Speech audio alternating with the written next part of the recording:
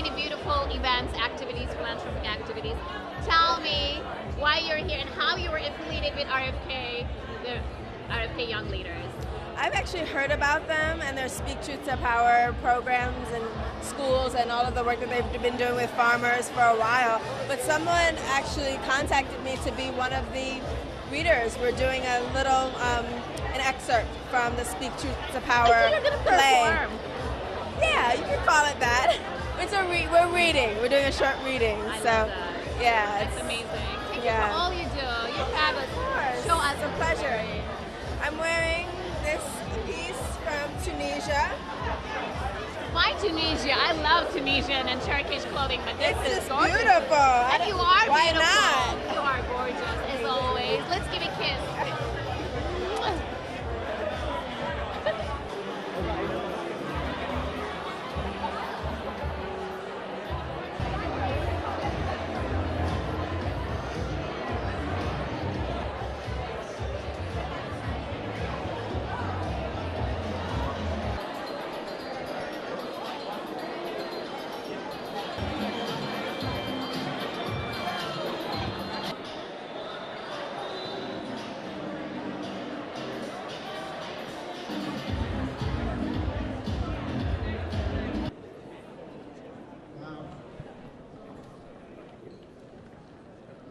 So I'm Ian. Thanks for coming. I'm a co-founder of the RFK Young Leaders. This is my beautiful team. So I'm really touched about how this turned out. There's a lot of possibility here, and I think it's our job to make that whole and do something really positive. So I'm really psyched. I'm psyched about what we're going to do. I have other people that help me. If you're on the RFK Young Leaders Council, raise your hand. You guys are awesome. Thank you. Thank you. So really quick, the RFK Young Leaders. So, we're inspired by the vision of RFK, Robert Kennedy, who believed that one person could change the world.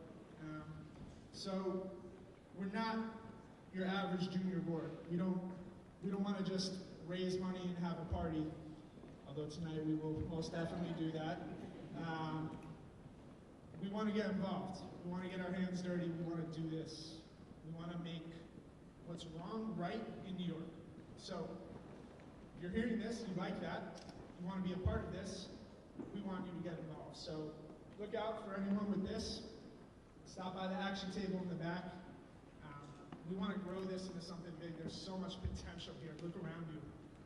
What can we do with this? So to learn a little bit more about what we are doing with this at the moment, I'd like to introduce our fearless leader, the president of the RFK Center, Kerry Kennedy.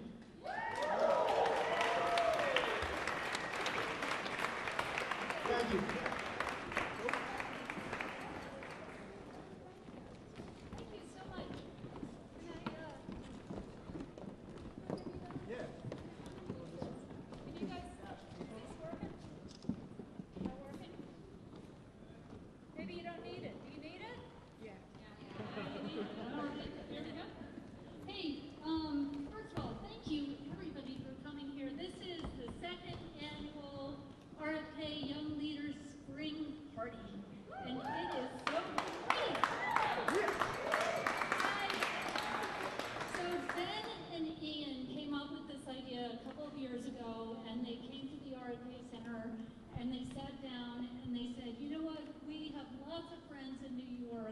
who are great and dynamic and fun and smart, and they really care about social justice issues, and we want to be involved with the RFK Center.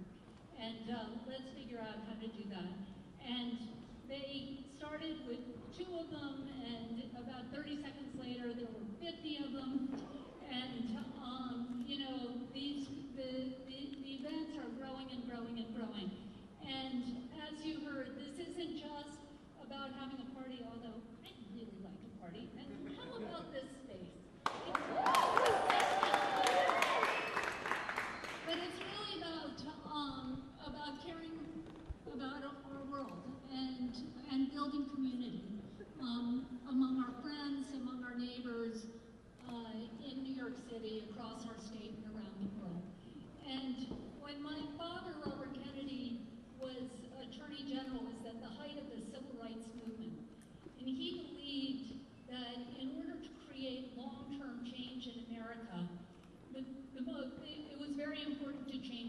So he worked very hard drafting and making sure that the Voting Rights Act and the Civil Rights Act were passed. He also realized that that effort could not be successful unless the federal government partnered with Martin Luther King and John Lewis and Marion Wright Edelman and civil rights activists at that time. And so today the Robert F. Kennedy Center identifies people who are the Martin Luther Kings and Mahatma Gandhis of our world. And we partner with them. And we work with them for a 5 or 6 year period to help them realize their social justice goals. So right now we're working, for instance, in Uganda to try and stop this legislation. Who knows what's going on in Uganda today? Okay, so a good number of you, but in Uganda they have legislation which would make homosexuality punishable by the death penalty. And the failure to report, so if you're a parent or a teacher or a friend or a doctor and you have reason to believe somebody's homosexual and you fail to report it, you too can be prosecuted and thrown in jail. So we are working hard to try and stop that legislation. And we're working with indigenous people in Mexico. And we are working with dissidents in Cuba. And we're working all around the world to create change. But you know, you don't need a passport to work on human rights. So one of our biggest efforts is right here in New York State, and that's really what tonight is all about. It's about the farm workers in New York State.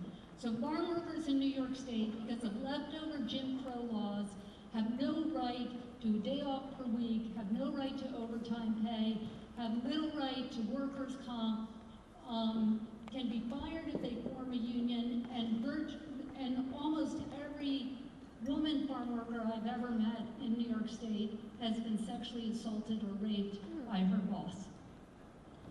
All of this, except for what happens to the women, is completely legal in this state. And it's legal because in the 1930s, when President Franklin Roosevelt was passing the fair labor legislation under which everybody in this room works and everything wrong according to the laws of New York State. That's why we have to pass this legislation. Now let me just tell you where we're at on it. Because of your help and the energy of the young leaders and the incredible work that you've done so far, we have, the Assembly is going to pass that bill on Monday. We expect it to pass the Assembly. Yeah.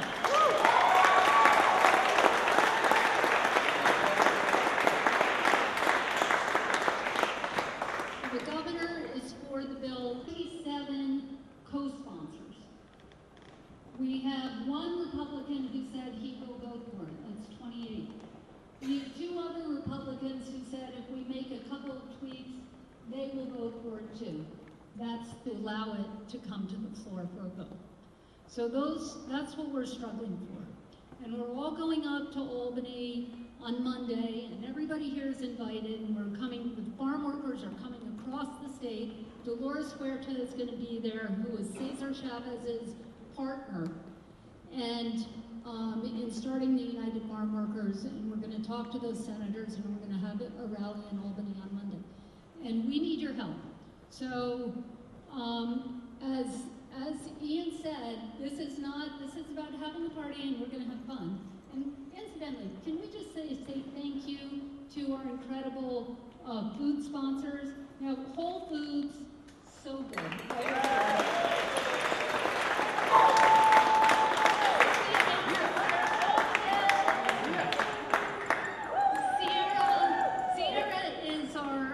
Well, she was the Young Leaders Fellow. She was supposed to be there for a year. We told her she can't leave, so she's staying with us. And she's amazing. We bow down to her. She is a goddess. And we're so lucky to have her with us. So thank you, Sierra. And one of the things she's doing, if you can't come up to Albany,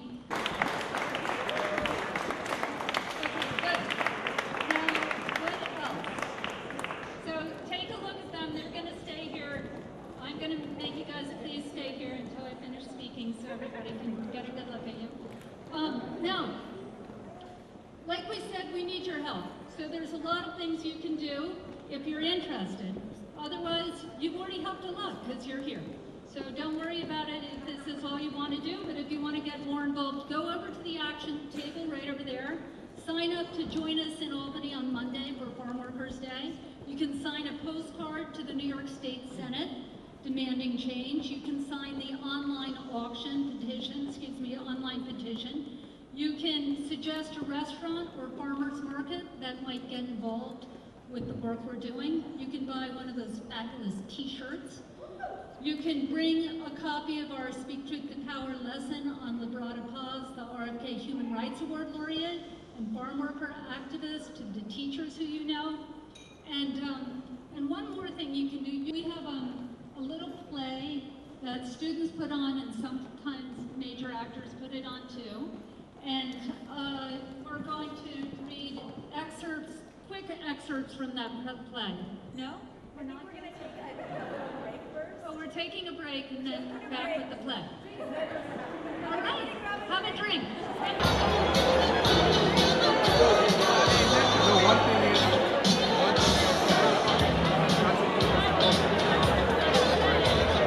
What a wonderful event. What a great speech that you gave today. Oh, one more time? Okay. Sorry about that.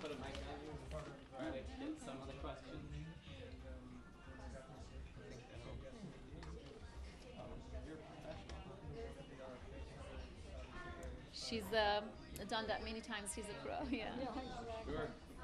Belki mikrofonu biraz yıkar mısın alttan? Kablosunu. Oh, is that, Okay. was this the problem? No. Okay. Mind your way. This is a great night. Thank you for accepting the interview with us. You're a human rights activist. You're the president of RFK. You are a best-selling author. I don't know how many hats you have, and you are also here tonight for the New York farm workers, their rights. Would you like me to ask you again? No, I can handle Yeah, that. I just wanted to find out the importance of how did you get associated with them? How did you start? Why is it so important to you? Yeah, in New York State, farm workers have no right to a day off per week, have no right to overtime pay, have few rights to workers' comp, and they can be fired if they form a union. And so this is just absolutely outrageous in this day and age. One of the farm workers who I spoke with worked for 10 years without a single day off. 10 years.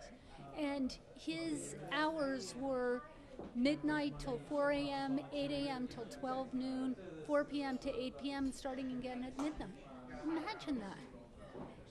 This is unacceptable in our country, and it's unacceptable in New York State, and we've got to do something to stop it. And I'm here tonight with this great group of dynamic and visionary young leaders, Robert F. Kennedy young leaders here in New York, who are willing to do something about it and want to do something about it. So I just feel this incredible sense of joy and hope that all these young people want to make a difference. And let's go back to the young leaders. They're from finance, technology, fashion. We have a great turnout. How did you get to collect all of them and their interests as well? Because they're young, number one. Yes, they're entrepreneurs, they're busy, but it's hard nowadays. You know, I wish I could take credit for this, but this is something that this group of people did by themselves, on their own. With their own initiative. Yeah, it's really amazing. We started with 2, and then we had about 15, and then pretty soon we have a room full of 400 people.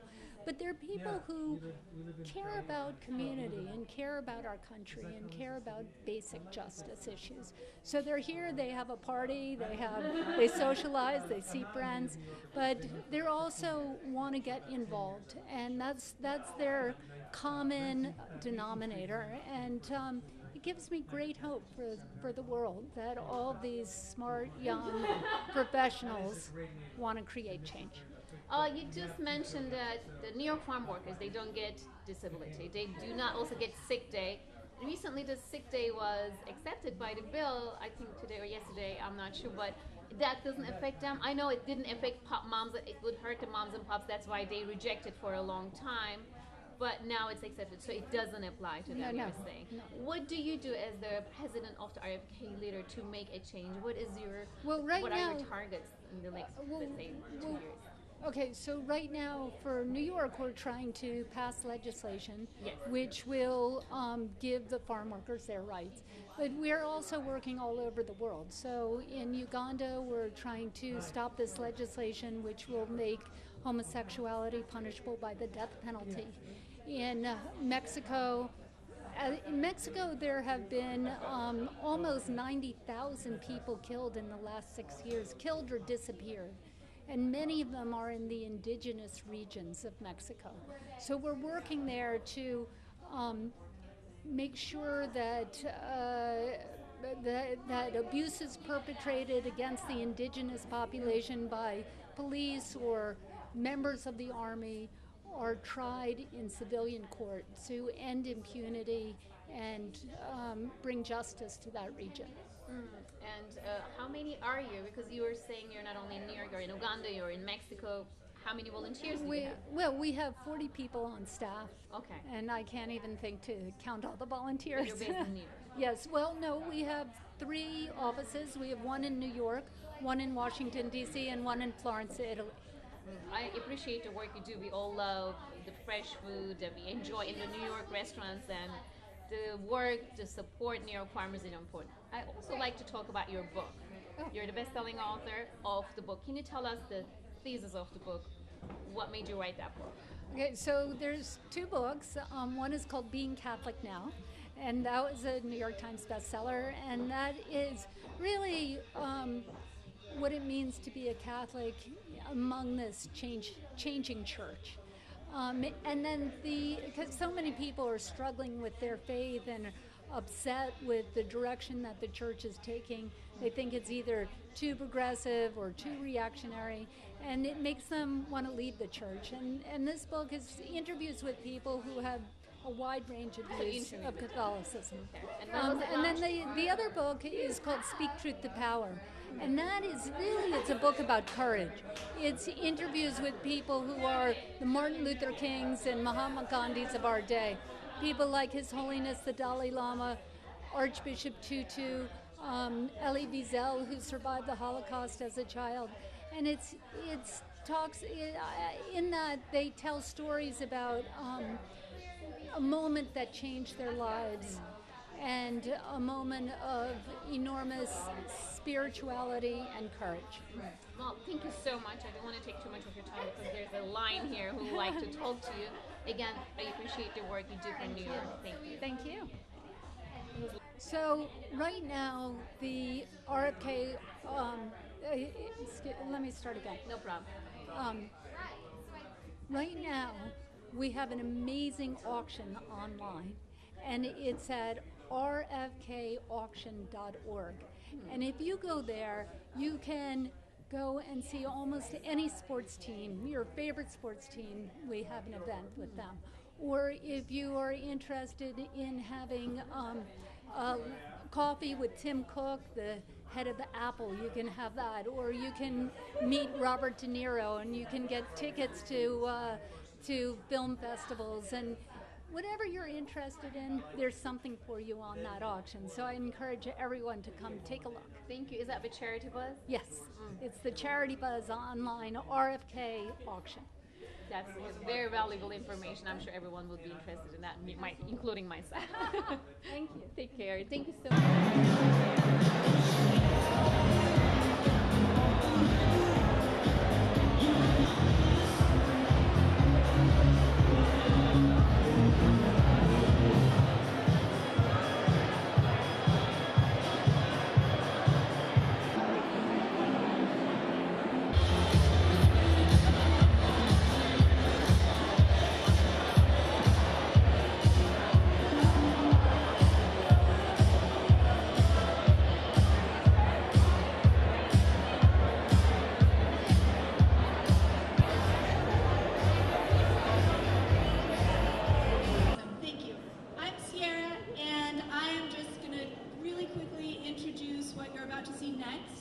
which are some amazing monologues with some amazing actors that we have performing them tonight.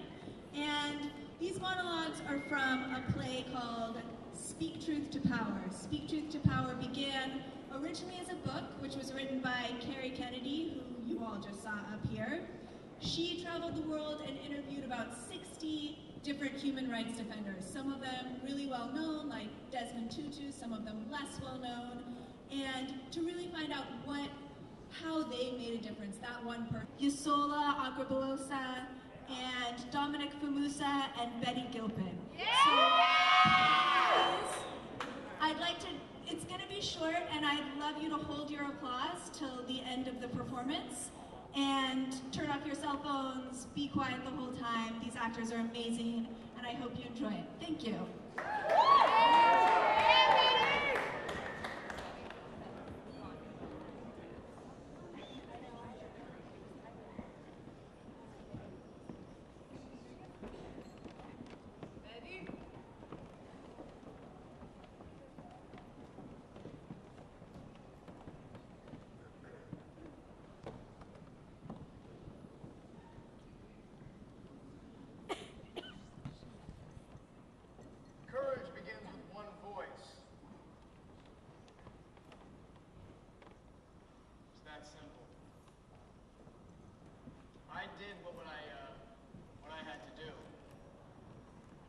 This is what we know.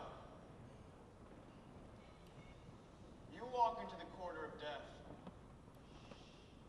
and you know, if we don't do this, who will? My name is Marion Wright Edelman. One thing I remember about working with Dr. Martin Luther King is how he looked scared. I remember him saying how terrified he was of the police dogs in the back of the car when he was being taken out to rural Georgia after he was arrested. He used to say, you can be scared, but you shouldn't let it paralyze you. You don't have to see the whole stairway to take the first step. If you can't run, walk. If you can't walk, crawl. If you can't crawl, just keep moving. Just keep moving. Just keep moving. Speak truth to power.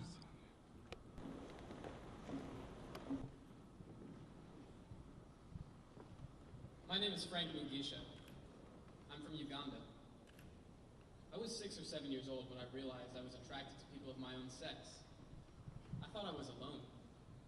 The moment you come out and say you are gay in Uganda, the attacks begin. Friends and family reject you.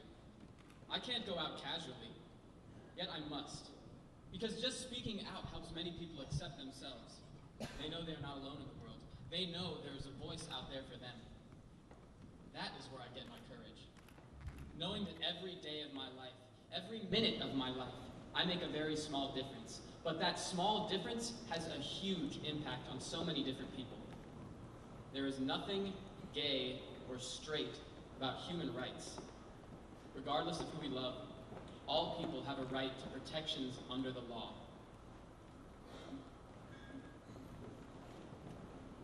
Courage begins with one voice. My name is Juliana Dabazi. I'm from Ghana. When I was 7 years old, my parents took me from our home and sent me to a shrine, where I was a slave to a fetish priest for 17 years. 12 of us, 4 women and 8 children, lived in a one-room thatched roof house. A typical day in the shrine. You get up at 5 in the morning, go to the stream so far away to get water for the compound, sweep, prepare meals for the priest, not eat it any yourself, go to the farm, work until 6 o'clock, and return to sleep after scrounging for leftovers. At night, the priest would call one of us to his room. I was about 12 when I was first raped. I had to do something that would change my life. I don't know where all this sudden confidence came from, but all my fears disappeared. With my newborn baby strapped to my back and my first child under in my hands, I escaped through the bush. And now that I have escaped, I help to diminish these women's fears by telling them my story. What I do is dangerous, but I am prepared to die for a good cause. This was my weapon. This is still my weapon.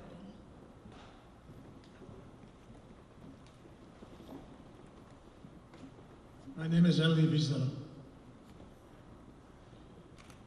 Never shall I forget that night, the first night in camp, which has turned my life into one long night. 7 times cursed and 7 times sealed. Never shall I forget those moments which murdered my God and my soul and turned my dreams to dust. Never shall I forget these things, even if I am condemned to live as long as God himself. Never. Then came the march past the victims. The 2 men were no longer alive. Their tongues were hanging out, swollen and bluish. But the 3rd rope was still moving. The child, too light, was still breathing. We were forced to look at him at close range. He was still alive when I passed him. Behind me, I heard the same man asking, "For God's sake, where is God?" And from within me, I heard a voice answer, "Where is he? This is where, hanging here from this gallows." We must take sides. Neutrality helps the oppressor, never the victim. Silence encourages the tormentor, never the tormented. Sometimes we must interfere. When human lives are endangered, when human dignity is in jeopardy, national borders and sensitivities become irrelevant. Wherever men and women are persecuted because of their race, religion, or political views, that place must, at that moment, become the center of the universe. Speak truth to power.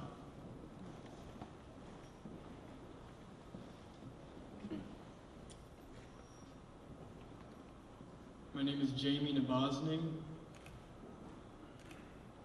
When I was in 7th grade, kids called me fag and queer.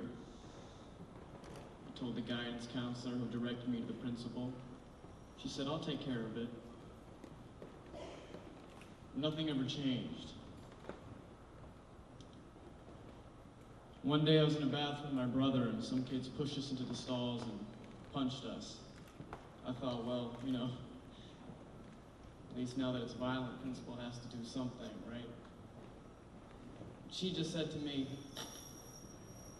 "Jamie, if you're gonna be so openly gay, these kinds of things are gonna happen to you."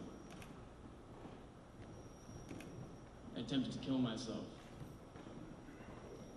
During 8th grade science, 2 boys started groping me. They pretended like they were raping me in front of the entire class. I ran to the principal's office expecting surely, this time she's gonna do something, right? Again, she just looked at me, shook her head and said, "Jamie, if you don't have an appointment, I don't have anything to say to you." In high school, man, they beat me so badly, I had to have emergency abdominal surgery for internal bruising and bleeding. I knew I wasn't ever going to be safe at school. And I met this crazy lesbian lawyer. She told me that what had happened to me was wrong, and it was illegal, and I needed to sue my school. We won. Now school administrators have a personal responsibility to protect students from harassment. And if they don't, they can individually be sued, like a doctor for malpractice. I've always said I don't care why people do the right thing. They just need to do the right thing.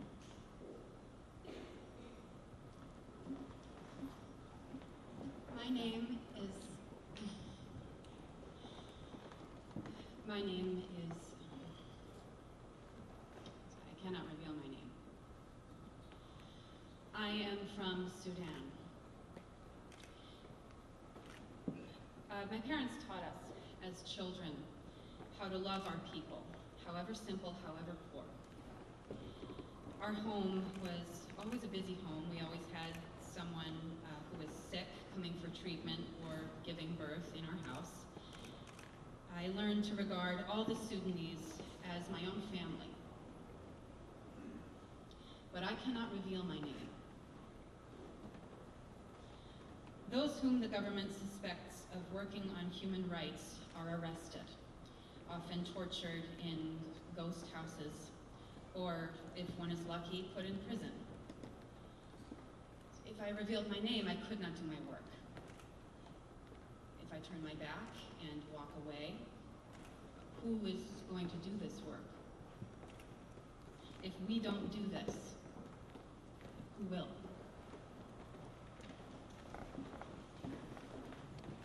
God, dust us off. Try again. Try again. God says, try again. God says, life will only belong to you this once. Only this once. So, we all continue, knowing this one thing. If we bring people to their own best hearts, they will respond. This is what you know. We all did what we had to do. The work has just begun.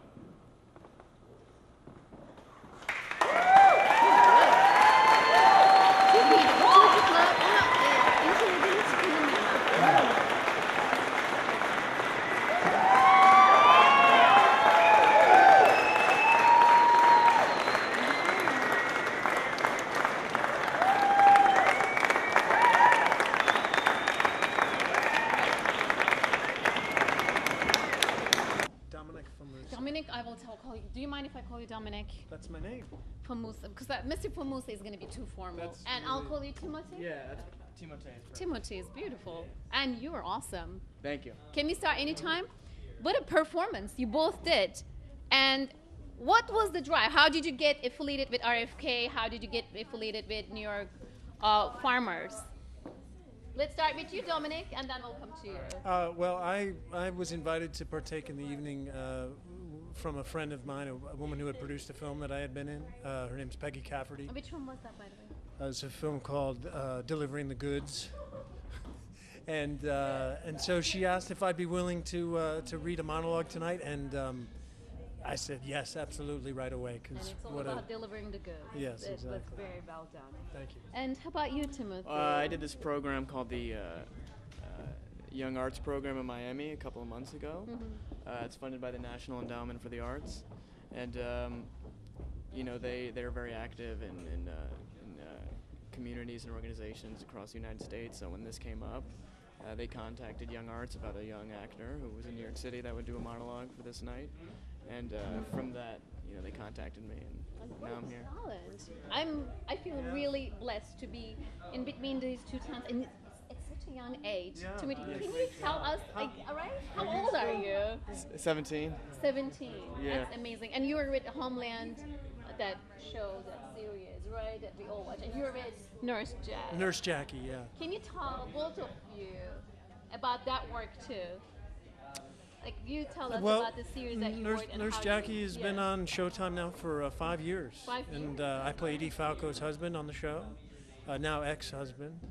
And it's a great gig. We shoot it right here in New York at Kaufman Astoria Studios in Queens, and it's a dream job. Working with her and getting to do TV and stay in New York where I have a family. It's been a great run. Are you going to get remarried to her? Can you give us some tips? Well, we're not. How is it to work with Addie? Right? I don't think we're going to get remarried, but the characters have two young daughters, so that keeps my storyline going. And it relates to you. Have two young kids. I have a 9-year-old daughter and a 6-year-old son. So yeah. Oh God! Yeah, so it's you're fantastic. a natural. And anyways, I'm sure you're fabulous. Thank I you. know, in being the father at home, and also you're a great actor. And let's come to. Yes, come back it's to actually funny because I go to LaGuardia High School, which is a performing arts school in New York. And Edie Falco came to speak to us a couple of years ago, and we have like a bunch of actors come, but she was really the one that stood out. By and far, that was really I really felt like she knew what she was talking about, and really had a real struggle to get to where she is. Did you start at his age? When did you start acting? This guy blew me off. I just was watching. Yeah, I mean, it's very impressive. I didn't start really till my mid-20s, really, getting work as a professional actor. And I did plays in high school, but I don't think I was as focused as you are. It's very exciting. Yeah, well, that was a great question. How did you get so focused, and what was driving you? I used to, yeah, I did commercials for a long time, but I was never really passionate about it. In fact, I didn't like going to auditions and things like Did that. your family support you? Yeah, exactly. My mom, yeah, that's exactly it. My mom signed me up with an agent when I was young, and I didn't, I really didn't enjoy it. And then my sister went to LaGuardia, which is the performing arts high school in New York. Just an older sister.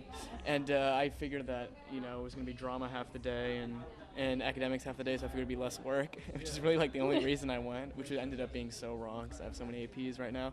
Anyway, but there was at LaGuardia that I really fell in love with acting, and I really saw that it's like, it's really a craft. One of my daughters on my show, yes, Ruby Gerens, is probably a classmate of yours. Or close to you're it. You're going to anyway. be related soon before I know. Yeah. And this beautiful conversation. Actually, for the SAG Awards, I think the Homeland limo gathered by the Nurse Jackie limo.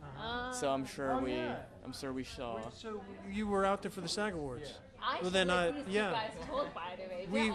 We were in the same parking lot, standing there with the limousines. During the SAG Awards? Didn't even know. Yeah, well, both shows were nominated, I guess, right?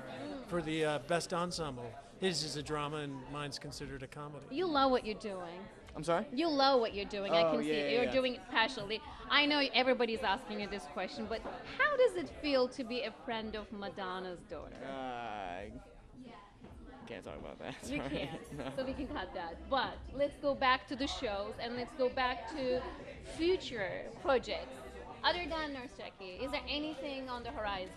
Yeah, I just did a part on a new Deborah Messing pilot. That's we'll see if it gets picked up for CBS.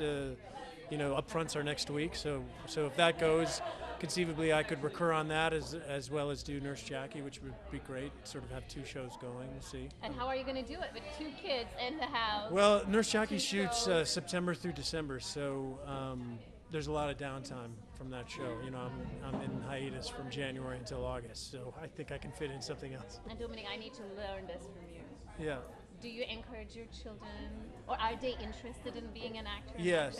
Yeah. Well, my daughter is for sure. My daughter and I did a short film together not too long ago, and she was great in it. And I think she's got a lot of natural talent. And comes from the dad.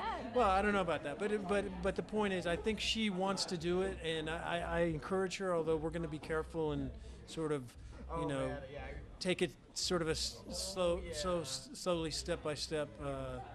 I think it's great. But is that the advice? I think so, because I just think kids should have a normal childhood. I agree. I cannot agree more with you. But how old were you when you started? Well, I was doing commercials, but at like 7, 9. It was a week here and there. It wasn't like disruptive to the childhood process, but I cannot agree with that sentiment more.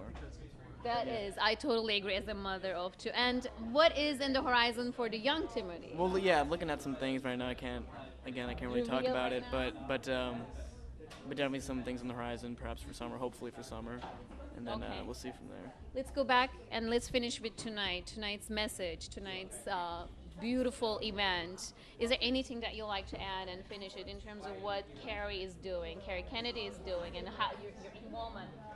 Are you going to work on the projects? Well, I didn't know the details of what's going on with the farm workers in New York State. I mean, they're not allowed to unionize. They don't get workman's comp. They don't get days off. All basic things that we take for granted. They don't have. So that's obviously a no-brainer. We've got to fix that. And so, because we eat in those beautiful New York restaurants, yeah, right? I mean, that's just a bit. I mean, some issues are so simple that you can be fixed. We need 2 senators. That's what. Yeah, she said, right? Remember? Yeah, that's got to happen. Well, thank you for being part of it. Thank you so much. And how about you? Yeah, I mean, same thing. I was, not aware of how difficult it is essentially to be a farmer in New York. And it's funny because I'm taking a lot of economics and government courses in high school right now, and a lot of things are kind of baffling about how this system, quote unquote, works. But you kind of shoulder and you go, it's worked thus far. But it's good to be around so many adults and see that change is really a priority. And with a great mission. Yeah. And you're part of it. I congratulate you both on doing this fabulous job. Thank you, guys. Thank you. It was a pleasure.